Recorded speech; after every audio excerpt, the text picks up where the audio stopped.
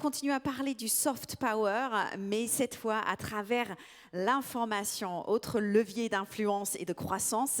Et pour en parler, j'ai le plaisir d'accueillir la dirigeante d'un des médias les plus créatifs et les plus influents en France, un média qui s'est imposé également ailleurs dans le monde. Ce média, c'est Brut, et celle qui le dirige, c'est Elsa Darquier. Elsa! Hello!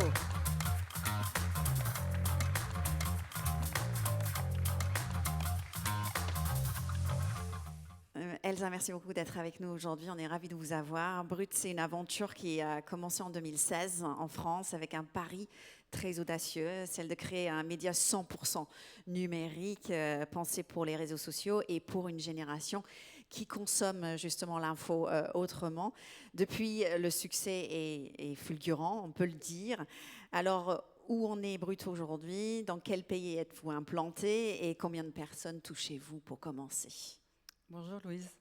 Bonjour. Déjà, je suis ravie d'être là parce que je suis rarement en région. Je suis souvent à Paris ou souvent à l'étranger. On va parler de Brut qui est présent dans plusieurs pays. Donc, merci Eric pour l'invitation à Lille parce que je trouve ça génial aussi que les médias sortent un peu de Paris.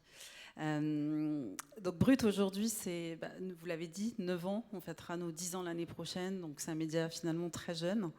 C'est un média qui a été lancé quand il y avait encore pas mal de concurrence sur ce créneau-là, notamment Vice. Depuis, il y a eu... le monde a évolué, Robin en parlait. On est dans un monde qui a pas mal changé, et donc ces médias ont disparu. Et Brut, on est toujours là, et on se développe encore plus, notamment à l'international. Donc ce fameux soft power français, il est plus que jamais le mot d'ordre en interne. Brut, il y a une actualité capitalistique puisqu'il y a 2 mois, on a été racheté par un groupe, CMA Media. C'est un actionnaire qu'on connaît bien depuis 2 ans qui était avec nous. C'est une bonne nouvelle pour nous justement pour le développement à l'international. Et aujourd'hui, Brut, c'est 250 personnes. C'est 14 nationalités, c'est 5 bureaux, donc Paris, Delhi, Bombay, Abidjan. Et le prochain que je pourrais annoncer, je pense la semaine prochaine, qui sera au Middle East. Ça ne sera pas pour aujourd'hui, mais pour très bientôt. Voilà, on devrait Ça. pouvoir l'annoncer la semaine prochaine. D'accord. On touche à peu près 500 millions de personnes dans le monde chaque mois, Ouais. avec 3 milliards de vidéos vues. Voilà. Et en France, on touche 33 millions de Français et 100% des 18-35 ans. C'est quand même très impressionnant, dit comme ça. Ce développement a été assez impressionnant à l'international, surtout pour un média né en France. L'implantation à l'étranger s'est fait ultra rapidement. Enfin, en tout cas, de ma fenêtre, j'ai cette impression-là. Quels ont été les choix stratégiques qui ont permis à Brut de devenir une marque aussi bien implantée dans le monde? C'est vrai que Brut, c'est un média, mais c'est avant tout une marque. Et vous avez raison, c'est même devenu un peu une love brand. Donc, c'est plus qu'un média, c'est une mode de fonctionner, de consommer l'information, pardon. Bon, le fun fact, c'est qu'on n'avait pas vraiment prévu le développement à l'international avec le nom, parce que c'est un nom imprononçable à l'international. Ils disent comment alors? Là, je rentre d'Inde. Brut. Je rentre d'Inde et c'est Brut. Les Américains sont plus classe, Ouais. Brut. Ouais. Mais C'est pas évident. c'était pas quand même évident. Malgré ça, Brut a lancé, on a ouvert au tout début, donc 1 an après notre lancement en Inde. Et pourquoi l'Inde? C'était justement pour tester le modèle à l'international. Il y avait 2 marchés qui étaient intéressants, c'était le marché indien et le marché brésilien. Le marché indien parce qu'il y a une population très très jeune, 75% de la population a moins de 30 ans, et on savait que ça allait devenir la première puissance démographique devant la Chine et une puissance économique parmi le top 5 d'ici 2030. Donc voilà, donc pari réussi. On est leader sur les réseaux sociaux en Inde. Il n'y a pas TikTok en Inde. TikTok a fermé en 2020. Ouais, donc on a perdu en un jour 3 millions d'abonnés. Mais voilà, c'est aussi ça, l'agilité que l'on doit avoir sur les réseaux sociaux. Les plateformes ferment, ils se lancent. Et donc voilà. Si on parle de la création, quelle est la place de la création dans votre stratégie? Alors, elle est plus que jamais d'actualité, on va dire, parce qu'avant on avait une rédaction, on va dire assez classique, donc des journalistes, Et en 2024, j'ai ouvert un département R&D, justement pour avoir des créatifs, des artistes avec qui on collabore chaque semaine, et des scientifiques. Parce que c'était vraiment le média, en fait, on se dit le futur d'une société, c'est la culture. Donc tout à l'heure, on parlait de création aussi avec Frédéric, je le rejoins là-dessus. Et du coup, nous, c'était comment aussi on est prescripteur de sujets qui vont compter dans une société. Par exemple, la santé mentale. Comment on crée du contenu autour de ça. Dès 2018, on a été les premiers à sentir que dans les conversations sociales, ce sujet montait. Il a explosé avec le Covid en 2020 sur une génération qui était confinée, sacrifiée par moments. Et donc voilà, la création, c'est vraiment au cœur de notre rédaction maintenant. Et on travaille de plus en plus, en tout cas, avec des collabs externes aussi qui nous nourrissent énormément et voilà, on développe de nouveaux formats plus autour de la culture. Vous êtes un média français d'abord, puis international. Comment on est perçu à l'étranger? C'est quoi la French Touch? Est-ce que vous êtes perçu comme français avec une touche vraiment différente dans la partie créative? Pas vraiment. Non.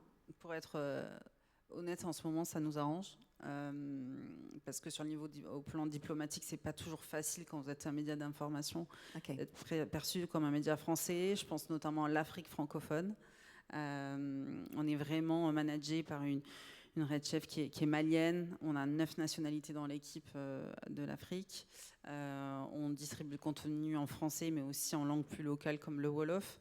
Et en Inde, on est vraiment dirigé que par des Indiens et on est en hindi et en anglais.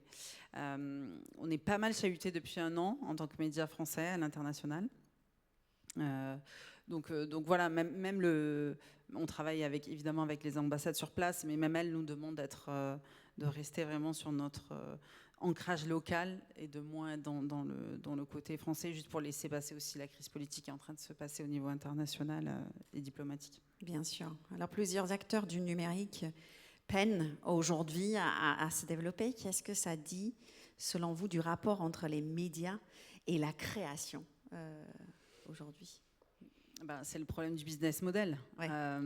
C'est une des questions que j'aurai en fin de journée, mais comment on travaille aussi avec les plateformes IA pour être référencés dans les LLM, qu'ils soient américains, qu'ils soient chinois, comment notre contenu qui est en accès libre et donc qui est gratuit, qu'est-ce que ça veut dire en fait de la gratuité à chaque fois de payer 0 pour consommer une information, c'est pas un bon signe. C'est quelle info on veut avoir et quelle qualité on veut avoir.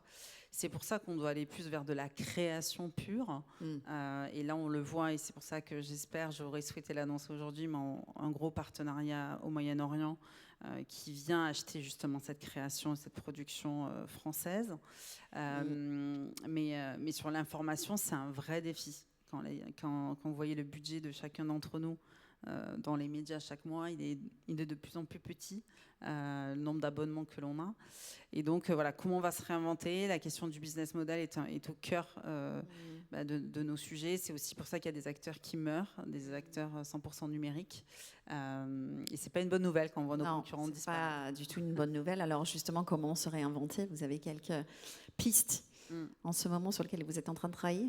Alors, nous, on a toujours vécu du brand content. C'est notre premier format que l'on vend à des marques. Et depuis 2 ans, on est devenu une vraie agence créative. Donc plutôt en marque blanche. Et justement, ils viennent acheter cette créativité et cette expertise sociale. Donc par exemple, en France, on gère tous les comptes des réseaux sociaux, de Duolingo, donc qui est une marque qui est une vraie love brand. Mais on gère aussi des comptes beaucoup plus corporate. Et donc ça, voilà. Hier, j'étais avec un dirigeant d'un club de foot français, justement pour aller peut-être gérer aussi leur contenu sur les réseaux sociaux. J'étais dans le sud, Eric. Donc vous devriez trouver le club facilement. Mais voilà, donc nous on est obligés de vendre aussi cette expertise, ce savoir-faire que l'on a de créer du contenu sur les réseaux sociaux. Et c'est comme ça qu'on se réinvente aussi. Magnifique. On arrive à la fin de notre discussion. Je vous souhaite beaucoup de chance pour la suite et pour ce partenariat qui est dans les airs. On ne va pas trop en parler pour ne pas porter la poisse, mais j'espère que ça marche. Merci beaucoup.